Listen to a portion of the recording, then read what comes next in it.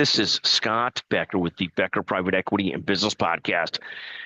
This morning, we're going to address 4 different reader questions. We're going to talk briefly about, and some of these are private equity, some of these are healthcare, and thank you for listening. First, we're going to talk about GI and private equity. Does private equity and GI prioritize profits over quality? We'll give you some thoughts on that. Second, does hospital and health system consolidation lead to rising costs in healthcare? Third, we're going to talk a little bit about what can hospitals do and health systems do in the face of potential recession and so forth as one of the most important actors in their communities. Finally, fourth, we're going to talk about PT and should it be an extension of health systems and how health systems should look at physical therapy and so forth as part of a magnet for services. The first question is, does private equity and GI prioritize quality over profits or vice versa? I would say that this issue can be somewhat not a definitive answer.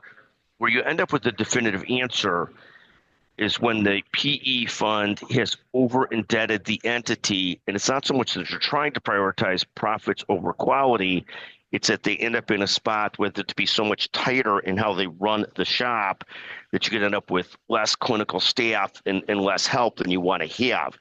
I think by and large, how they approach it, how much they push quality versus not.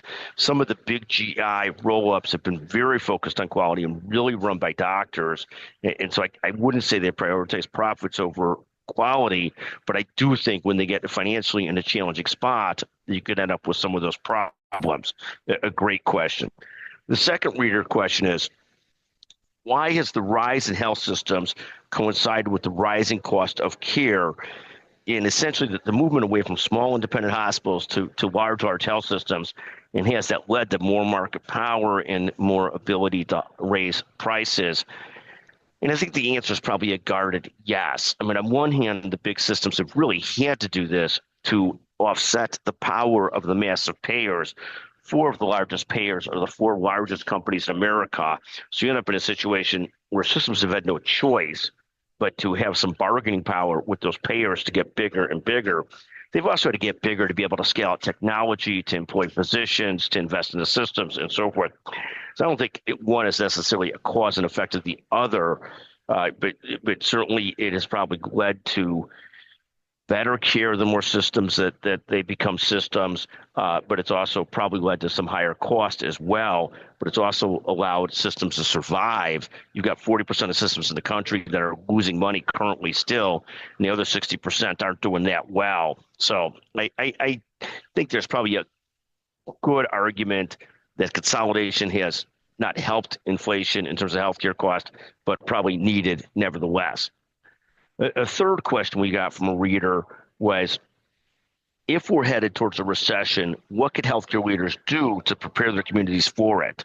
And the reader goes on to say, most health systems are the largest employers in their communities, so they have a great amount of influence and impact.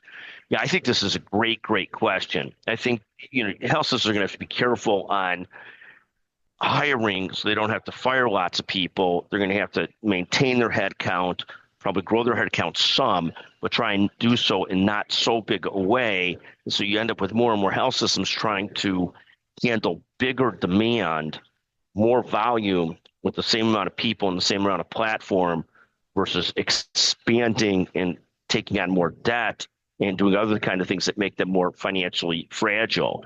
I do see the point that hospitals and health systems are for sure one of the biggest economic drivers in most communities. I think they have to run their ships well. And that doesn't mean cutting lots of people. That doesn't mean getting headcount down, but it does mean more volume with more technology with the same people. Also, health systems are going to have to be really careful in terms of what they do on technology spend to make sure they're doing it right. There's a need for technology spend, but it's got to be done right. And you only get so many chances at it because it takes up so much time, money, staff, attention, et cetera, et cetera. So that's a third issue. A fourth question that had, and I'm not sure I answered that question that well, but the concept of hospitals have to run well, not get crazy about cutting headcount. They can't overhire. They got to be careful on debt. They got to be careful on expansion projects, so forth, as we possibly move towards a recession.